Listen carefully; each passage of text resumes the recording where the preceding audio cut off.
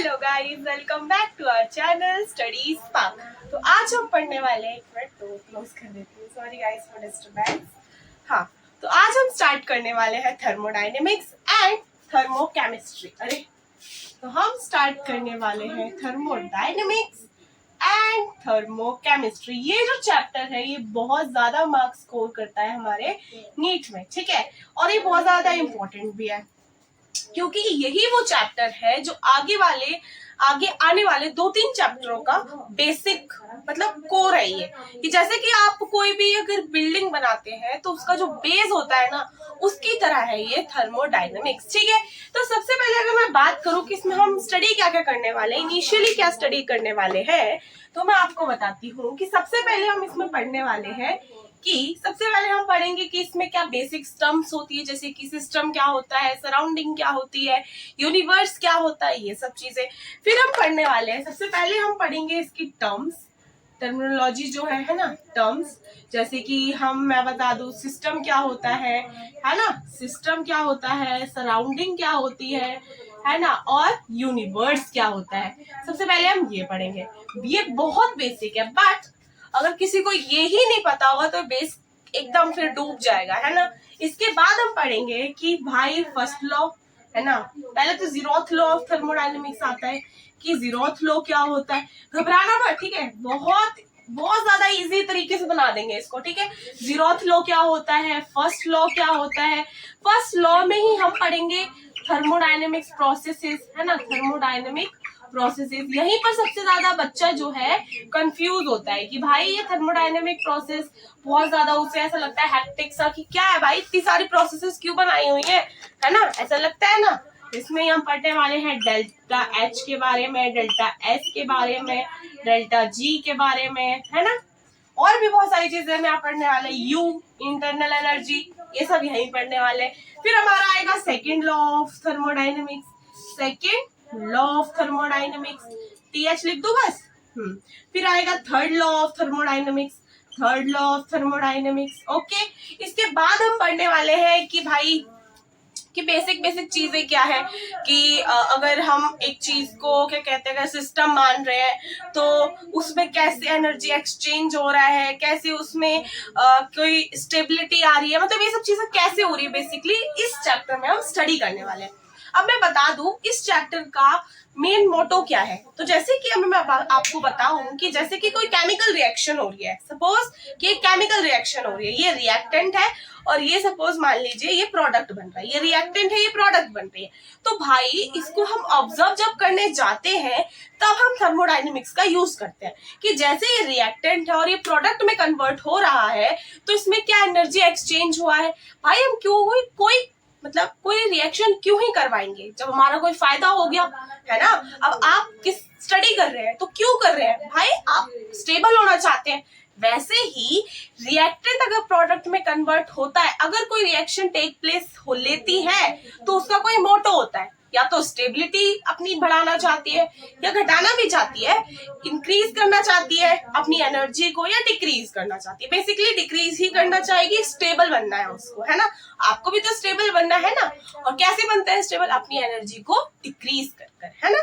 Energy increase रखेंगे तो कहीं इधर दौड़ेंगे कहीं उधर दौड़ेंगे, है ना, ऐसा नहीं करना है। तो ये है, अब मैंने आपको बेसिक एकदम बता दिया कि कैसे हम स्टार्टिंग करने वाले। अब थर्मोकेमिस्ट्री में हम लोग क्या पढ़ने वाले, थर्मोकेमिस्ट्री में हम पढ़ेंगे डिफरेंट टाइप की enthalpy, bond enthalpy, fusion enthalpy, collision enthalpy, ये सारी की सारी, ठीक है।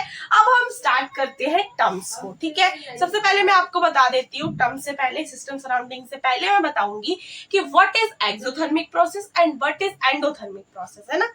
तो चलिए स्टार्ट करते हैं। तो चलिए स्टार्ट करते हैं। सबसे पहले इसको रब कर देते हैं ना। अब हम पढ़ने वाले हैं कि थोड़ा तो मैं आपको पहले एकदम इंट्रोडक्शन लिखवा देती हूँ, है ना, कि भाई हम कोई अगर रिएक्शन करा रहे हैं तो वो क्यों हम थर्मोडायनेमिक्स का उसमें यूज कर रहे हैं। तो suppose this is the reactant, मैं रिएक्टेंट को आर से डिनोट करूंगी एंड ये रिएक्टेंट कन्वर्ट हो रहा है अगर प्रोडक्ट में। तो भाई जब ये रिएक्टेंट प्रोडक्ट में कन्वर्ट होगा तो हम इसमें ऑब्जर्व करेंगे कि इस रिएक्शन में कैसे कैसे एनर्जी का एक्सचेंज हुआ है, ठीक है। एनर्जी इंक्रीज हुई है या फिर डिक्रीज हुई है, ये इंक्रीज का साइन होता है और ये डिक्रीज का, ठीक है। इसके बाद हम पढ़ने वाले हैं कि भाई स्टेबिलिटी क्या हुई है। ऐसे स्टेबिलिटी भी तो देखेंगे कि भाई इस रिएक्शन में स्टेबिलिटी क्या हुई है, या इंक्रीज हुई है या फिर डिक्रीज हुई है, ये भी हम पढ़ेंगे। ठीक है, इसमें पढ़ेंगे रिएक्टर और प्रोडक्ट कैसे इस रिएक्शन में कोई एनर्जी का एक्सचेंज देखेंगे और स्टेबिलिटी का एक्सचेंज देखेंगे। और यही जो है हमारी डेफिनेशन भी बन जाती है कि इन थर्मोडायनेमिक्स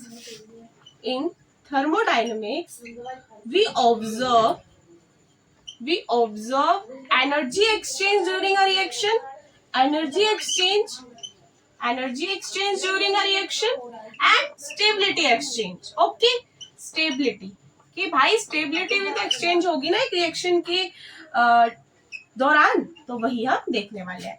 ड्यूरिंग अ रिएक्शन भी लिख लेते हैं, ड्यूरिंग अ रिएक्शन। ओके, ठीक है। अब हम पढ़ने वाले हैं कि भाई एक्सोथर्मिक रिएक्शन क्या होती है, एंडोथर्मिक रिएक्शन क्या होती है। तो चलिए स्टार्ट करते हैं। तो चलिए अब हम पढ़ने वाले हैं कि एंडोथर्मिक रिएक्शन क्या होती है और एक्सोथर्मिक रिएक्शन क्या होती है। जब भी एंडोथर्मिक रिएक्शन होती है, एंडो मींस एंडो मतलब आना, है ना। तो जब भी हीट रिएक्टेंट के पास आती है तो उसे बोलते हैं एंडोथर्मिक रिएक्शन। रिएक्टेंट प्रोडक्ट में कन्वर्ट हो रहा है हीट का यूज करके, हमें हीट लगानी पड़ रही है तब वो रिएक्टेंट प्रोडक्ट में कन्वर्ट हो रहा है। ऐसे ही एक्सोथर्मिक रिएक्शन क्या होती है, एग्जिट मतलब कि रिएक्टेंट कुछ हीट लॉस कर रहा है उसके बाद ही वो प्रोडक्ट में कन्वर्ट हो रहा है ना। ऐसे ही होगा, ठीक है। तो चलिए अब बिल्कुल इजी एकदम अच्छे से करेंगे। व्हाट इज एंडोथर्मिक रिएक्शन, ठीक है। फर्स्ट हम पढ़ने वाले हैं एंडोथर्मिक रिएक्शन। इसमें क्या होता है, इसमें सपोज दिस इज आर क्या reactant, this is our reactant, इसने हीट हमने इसको दी, एंडो मतलब इसको हमने हीट दी, इन हीट का इन हुआ है ना, हीट दी, तब ये जाके हमारा किस में कन्वर्ट हुआ है, प्रोडक्ट में कन्वर्ट हुआ है। ठीक है, अब हमने इसको हीट दी तब जाके ये प्रोडक्ट में कन्वर्ट हुआ है। तो प्रोडक्ट के अगर उस पे सोचे, पर्सपेक्टिव से सोचे, तो प्रोडक्ट में तो हीट हमने दी है, यानी प्रोडक्ट का तो भला हुआ है ना, उसको हीट मिल गई है। ठीक है, तो यानी कि डेल्टा एच इसको पॉजिटिव मानेंगे, है ना, डेल्टा एच पॉजिटिव। इसके बाद एक्सोथर्मिक क्या होती है, एक्सोथर्मिक रिएक्शन क्या होती है।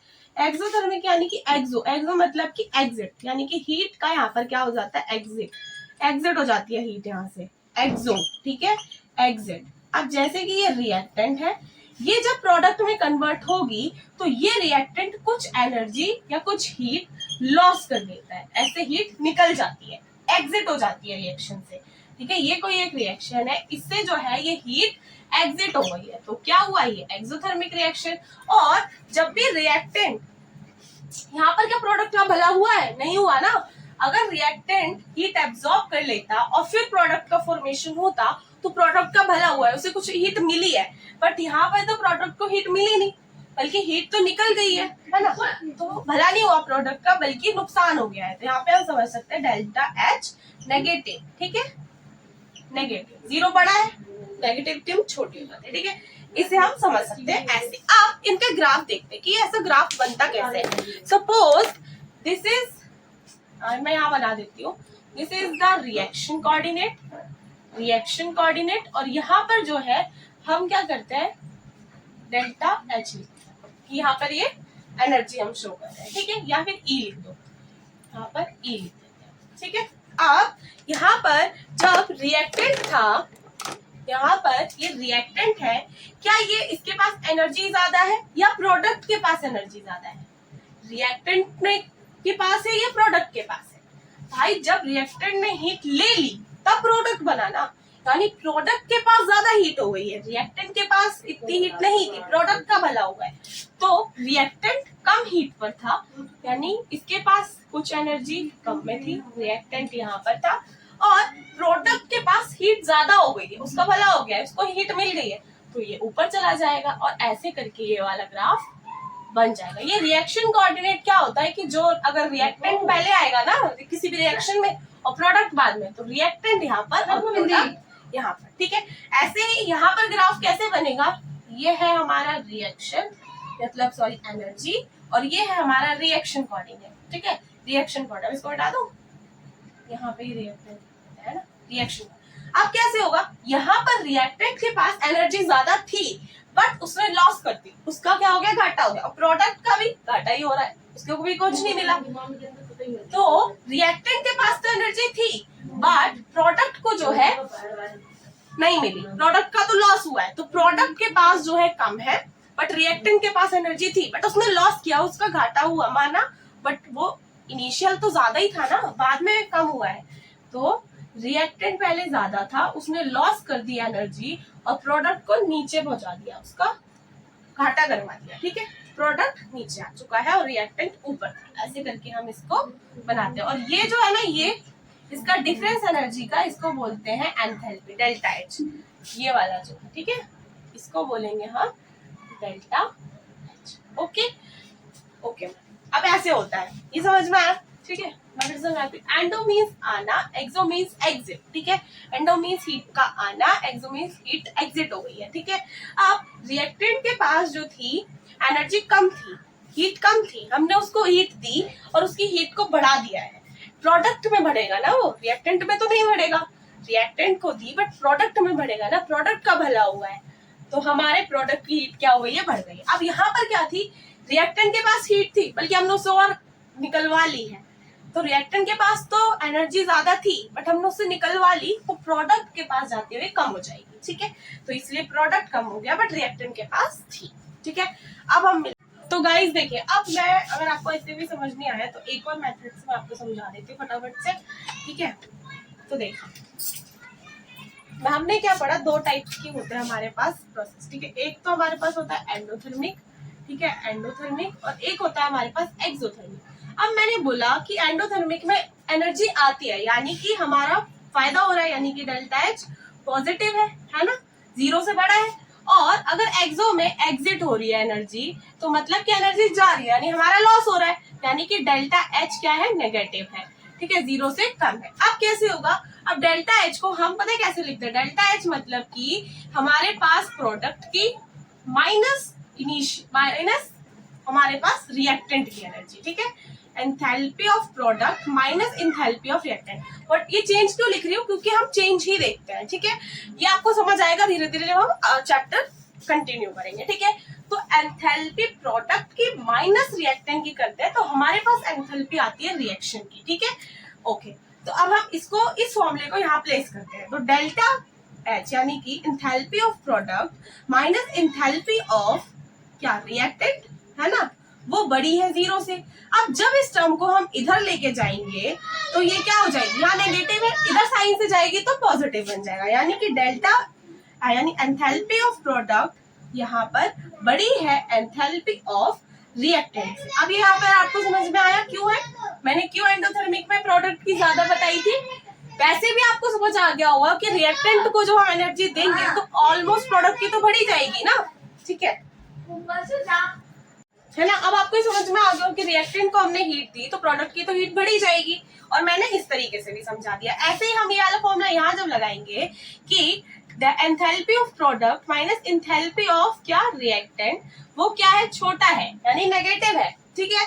अब इस रिएक्टेंट को हम जब यहाँ लेके जाएंगे, enthalpy of product less than enthalpy of reactant. अब रिएक्टेंट की एंथैल्पी बढ़ गई है और प्रोडक्ट की क्या है, कम है, वो तो हमें ऑब्वियसली समझ में आ रहा है। जब हम रिएक्टेंट से एनर्जी निकाल लेंगे तो रिएक्टेंट की तो कमी हो जाएगी ना, हीट, है ना, तो वही है।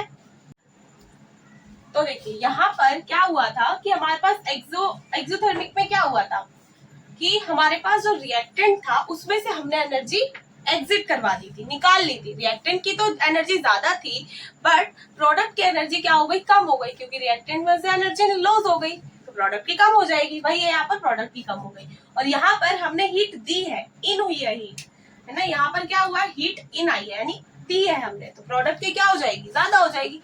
और ये मैंने फॉर्मूला से भी समझा दिया। अब यहाँ पे ग्राफ बना लेते हैं, यहाँ पर डेल्टा एच रखेंगे यानी एंथैल्पी, यहाँ पर रिएक्शन कोऑर्डिनेट रखेंगे, ऐसे यहाँ पर भी क्या होंगे, एंथैल्पी रखेंगे, और यहाँ पर रिएक्शन कोऑर्डिनेट रखेंगे। अब प्रोडक्ट की ज्यादा है तो यहाँ पर प्रोडक्ट की ज्यादा है, लेकिन सबसे पहले रिएक्शन कोऑर्डिनेट में क्या करते हैं, जो पहले आया उसको पहले डोनेट कर मतलब लिखते हैं, ठीक है। तो यहाँ पर रिएक्टेंट की क्या है, कम है, तो हम यहाँ पर रिएक्टेंट को लिखेंगे और यहाँ पर प्रोडक्ट को लिखेंगे, प्रोडक्ट की ज्यादा है। ऐसे ग्राफ बन जाएगा। ऐसे यहाँ पर जब रिएक्टेंट आएगा, अब की बार रिएक्टेंट की ज्यादा है क्योंकि हमने क्या किया है, रिएक्टेंट से निकाल लिया तो प्रोडक्ट की कम हो गई थी। ठीक है, तो ये रिएक्टेंट है और ये प्रोडक्ट है। ठीक है, ऐसे आ गई। ठीक है, ये ग्राफ आ गए। ठीक है, अब आई होप सो आपको एकदम अच्छे से समझ में आ गया होगा। ठीक है, तो चलिए बढ़ते हैं आगे।